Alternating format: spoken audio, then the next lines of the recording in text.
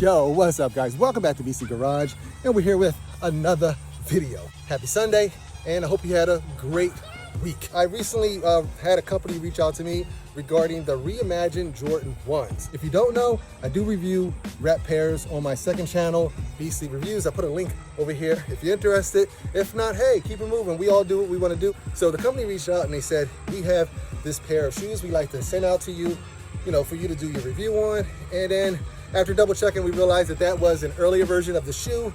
And the company was like, oh, we don't want to send these out. So you know what, send those out to me so I can educate my people on the differences between a new pair or an early pair versus an older pair. And there are a lot of differences. They try to get these reps out as soon as possible. I think they go off of images sometimes, like they're that good and they try to get them out that soon. So I wanted to show you guys some of the things that are not updated on the early rep pairs, things that are going to be on the retail pairs. And these are easy things that you can use to figure out what type of shoe you have. And now there are updated rep pairs. They pretty much nailed it. I mean, unfortunately, it is what it is. But, if there are early versions like the one I have over there, you will be able to tell if it is a rep versus a retail or an updated rep. Sorry, guys. Like I said, they're on their game over there. So we're gonna go ahead, go to the table, and I'll get to show you guys some of the things that I think are easy things to point out on early rep pairs, and maybe some of the later rep pairs. I'm not sure, but at least the early ones. Let's go. We have the shoebox, and I will tell you, this is by far the easiest part to recognize as being a rep. The shoe boxes of the reimagined Jordan 1 that are releasing, I think, they got pushed back from October to sometime in November. They are releasing in a box that is not like the standard Jordan 1 box. It actually looks like it's a box that's been aged. It's something they did just to mimic that aging style of a authentic shoe box, but it's definitely not gonna come in a box like this. And I don't think it will have this tag either. If it comes in this box, then yeah, it's most likely a rep. Let's go ahead and flip the lid. Yeah, thanks to those guys for agreeing to go ahead and do this type of review. Let's pull them both out. The Air Jordan 1 Reimagined. And at first glance, they look really good. The quality on these types of shoes is outstanding. But you can see that this shoe does have the crackling that's going to be on the retail pairs. Reimagined was a shoe that's made to look aged. It's supposed to look like a shoe that you basically been holding since 1985. And this looks like it is really aged. I don't know how they did it, but it looks good. And then here and on the toe box, you can see the leather does have a little bit of that crackling going on. Hourglass figure, I mean, that's something they nailed a long time ago. If you ever look at a shoe and you got a rep in here and they're like, oh, you could tell it's a rep because it doesn't have the hourglass figure, that's 10 years ago. They perfected this now. You can see the tongue has like an aged look to it. Pull out this.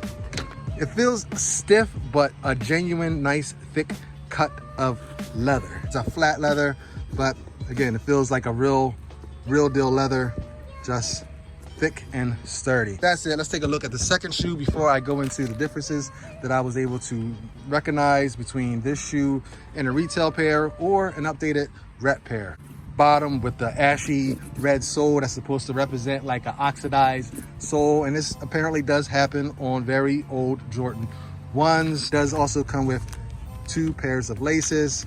You have the black and the red. Let's go ahead and talk about the differences between this pair and a retail pair. Well, the first thing that you will notice, and I don't know if everyone would notice, but it is the first thing I noticed once I saw a retail pair, and I have had an opportunity to see an authentic retail pair. And the first thing I would notice is that they did this shoe right here was based off of every Jordan 1 that has released in the last maybe 2, 3, 4 years. It has that same shape. They got the toe box down packed and everything. But what they did on the reimagined shoe that's slated to release, the shoe actually has a more slanted toe box. And hold on. For example, this is a Chicago Off-White, and you'll notice his toe box on here is slanted. Well, this is the type of toe box that is going to be on the retail pair. So you can see this here, and this is more of the standard toe box that we've seen on every Jordan 1 as of late. And then the Reimagines will have more of this style toe box. So if your toe box is not slanted like this one and more blocky like this, then you most likely have a rep pair. Also, on the authentic or retail pairs of Reimagines, there will not be as much as a crackle. I do like it. I like this looks really good. I mean, it looks really authentic.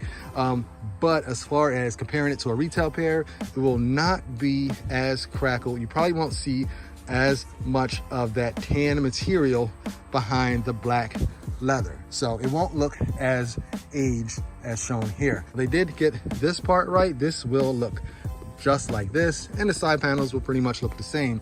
However, the actual swoosh itself is larger on the retail pair. You will see the amount of space that's here between the top of the swoosh and the bottom of the eyelets there is probably about, I'd say, a little over a 1/4 inch, maybe a 1/3 of an inch.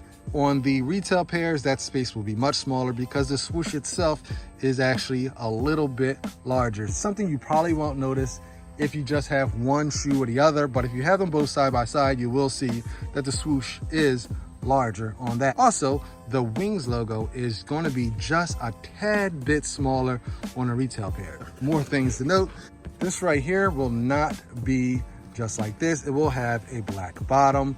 And so it's a totally different inner sole. And if you have an inner sole that has the blue bottom, then it is most likely a rep pair. But the easiest thing, I think, are going to be the shape of the toe box. Again, it more so matches that of the Off-White Chicago's. Size of the swoosh being a lot larger, the size of the Wings logo is going to be smaller, and the amount of distress going around the collar is going to be not as much as on the early pairs.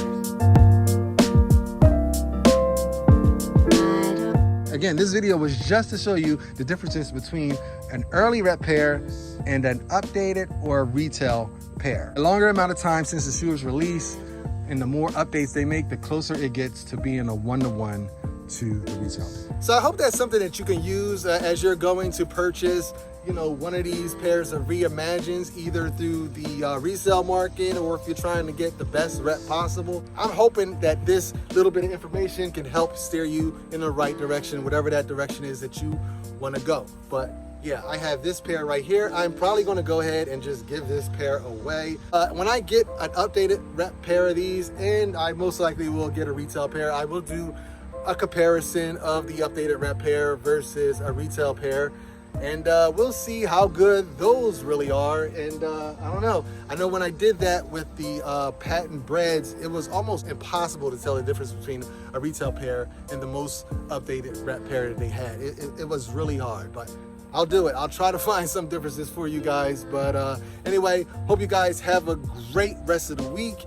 And if you're new here, please think about hitting that subscribe button, hit that like button, and if you have a comment, drop it down below. For now, though, I am out of this, John. Until next time. Later, guys. Woo!